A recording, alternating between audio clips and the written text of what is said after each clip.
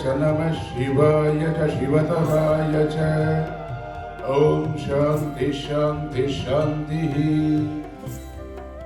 ॐ ईश्वर परम कृष्ण सच्चिदानंद विग्रह अनादिरादिर्गोविंद सर्वकारण कारणं चिंतामणि प्रकर सद्मशकल्प वृक्ष लक्षावृतेषु सुरवीर विपालयन्तं लक्ष्मी सहस्रशत संभ्रम सेव्यमानं गोविन्दमादिपुरुषं तमहं भजामि। हरे कृष्णा कृष्ण कृष्ण हरे हरे, हरे राम राम राम हरे हरे। ओम शांति शांति शांति।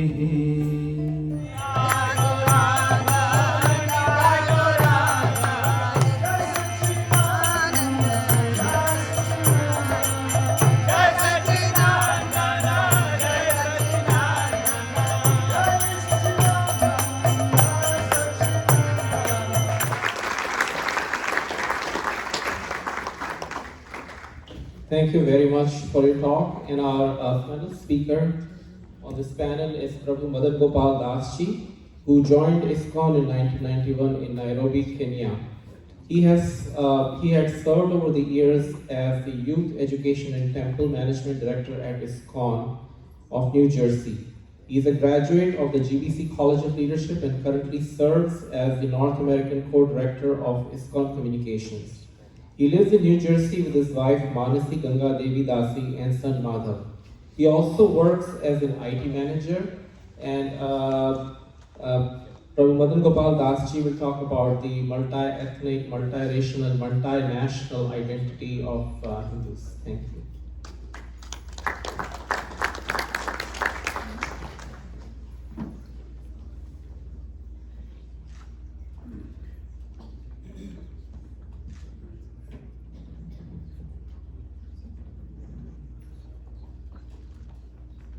Hare Krishna.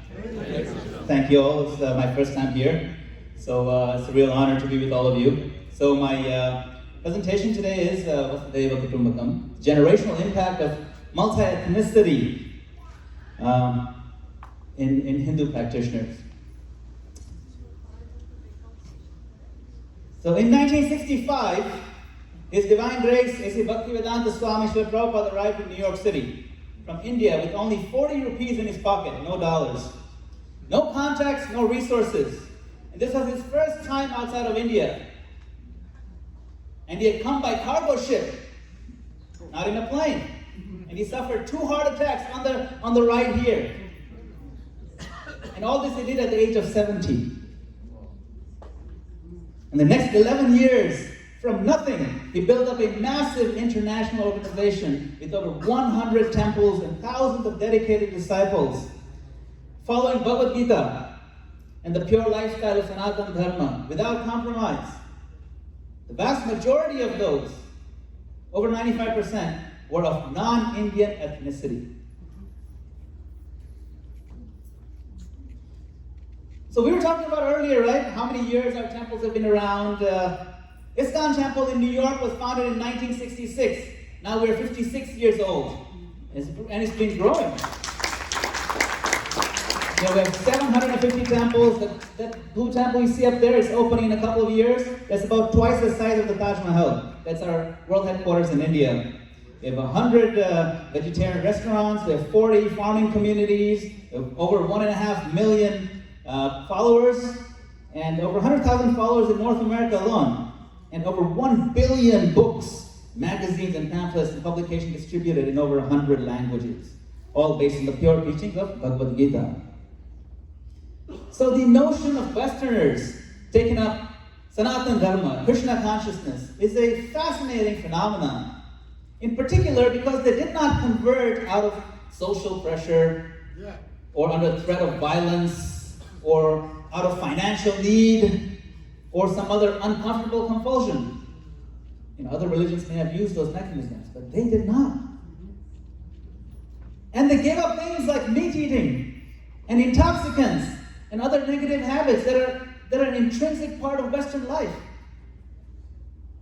Why? How did they do that? They took it up as out of appreciation for the compelling philosophy, the deep message, the values, the rich traditions, and above all, the pure love that they received from their Guru, Srila Prabhupada. And today this momentum continues all over the globe as African devotees and European devotees and Australian devotees and Far East Asian devotees and North and South American devotees take up the message of the Gita into their lives. I want to give a shout out to my ISKCON colleagues from Tennessee. Right over there we have Sriman Gali Prabhu. He's a direct disciple of Srila Prabhupada. He joined in the 70s. And Sriman Murari Chandra Prabhu, also from Tennessee. So thank you. And you can see very clearly they're not of Indian descent. So I titled this talk as the generational impact of multi-ethnicity in Hinduism. The reality is that most of us here are immigrants from India. And we are very concerned that our next generation and the generation after that will not take seriously their Sanatana heritage. Because when they look around and they see Westerners, they absorb that culture. And it is less and less compelling to hold on to their own culture. What I've observed is when they see other non-Indian youth, other black people, white people, taking up God consciousness based on Sanatana, the path of Gita, wanting to live a clean life, a holy life, while still having fun and still making progress in career and family, then our own children, they dive into these roots, their own roots, and becomes part of their existence. See, the first lesson of the Bhagavad Gita is what? Is that you are not this body. And the rest of the Gita? The rest of the Gita is how to act and behave on that understanding that you're not this body. So how can we say that we, all the souls, are brown or black or white? We are not. These are just superficial labels that we have created. We are not African, we are not Asian, we are not Americans. We are spirit souls that are eternal, connected to God, to Bhagavan. The Sanatana Dharma is universal. It's not limited to a particular geography. And this is not a new thing, this Vedic lifestyle. This religion was practiced all over the globe. It went all the way out to Northern Europe. Even today, you can find traces of it in the ancient ruins where they're worshipping Vishnu and so on.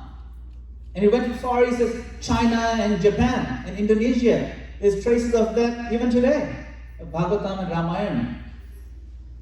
So we can certainly remarket the richness of our spiritual heritage to people from all ethnic backgrounds and thereby strengthen the global presence of our culture.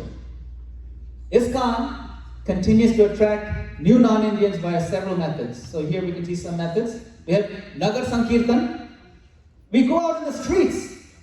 That's how we won the day in Srila Prabhupada's time, the 70s, the 80s, and the 90s. ISKCON devotees were routinely seen dancing and singing on the streets. It's not a new invention. It has been going on for thousands of years. We're just doing it again here. That's how we won the day.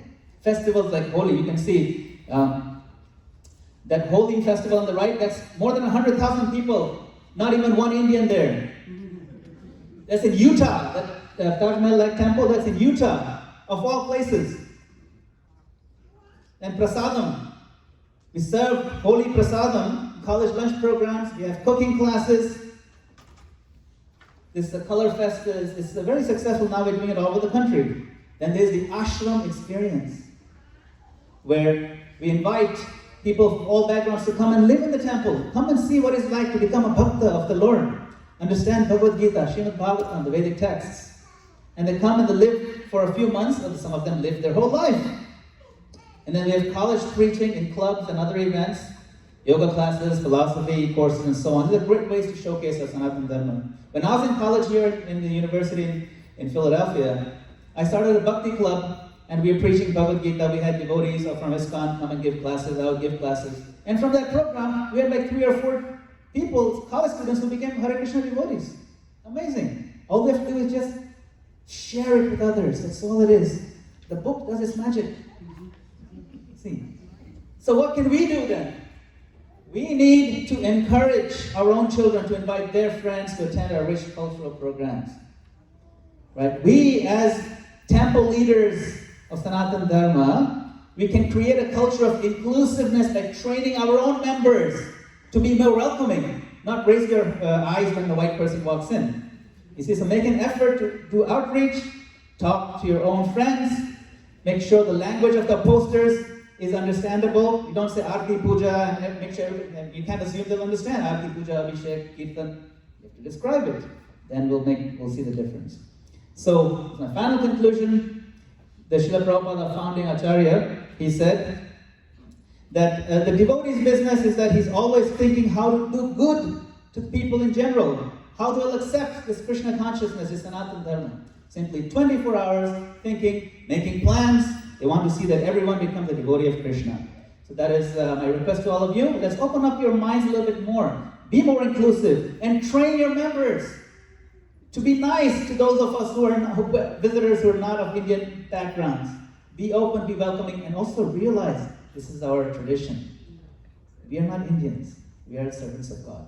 Hare Krishna. Thank you very much.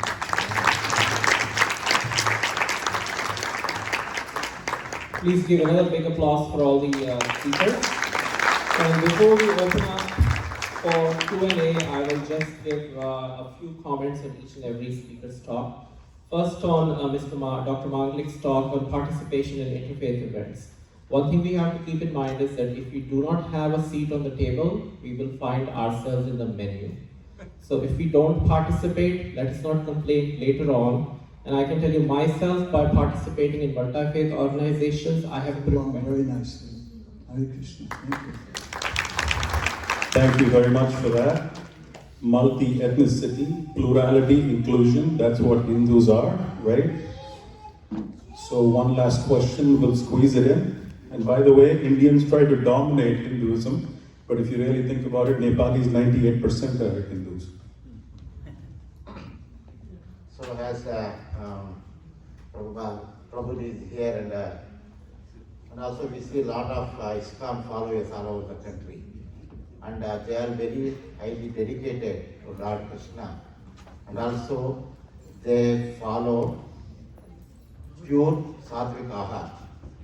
And also they are I can say sometimes they are practicing Hinduism more than Hindus, actually Hindus.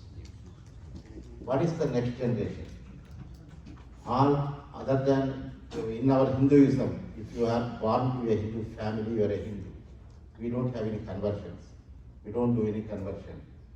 But they are all practicing very nicely, very, very well, more than as a Hindus. And what is going to be happening in the future, next? Are we going to consider as they are also Hindus, or they will be as a separate ISKCON people only? Yes, that's a great question. The term Hindu itself is very, depending on who you ask, you'll have different answers. So even that question itself has its own question. Do we call them Hindus or do we not? If for some person, being a Hindu means you have to be Indian descent, then they're not Hindus, but that's not what Hindu means. Hindu means, if by Hindu, you mean someone who understands Bhagavad Gita, who understands Sanatana Dharma, who practices the principles in their life, then how are they not Hindus? That's absolutely, absolutely. Guys, on this answer, standing ovation, guys. Come on. If they are practicing Hindus, they are Hindus. Birth doesn't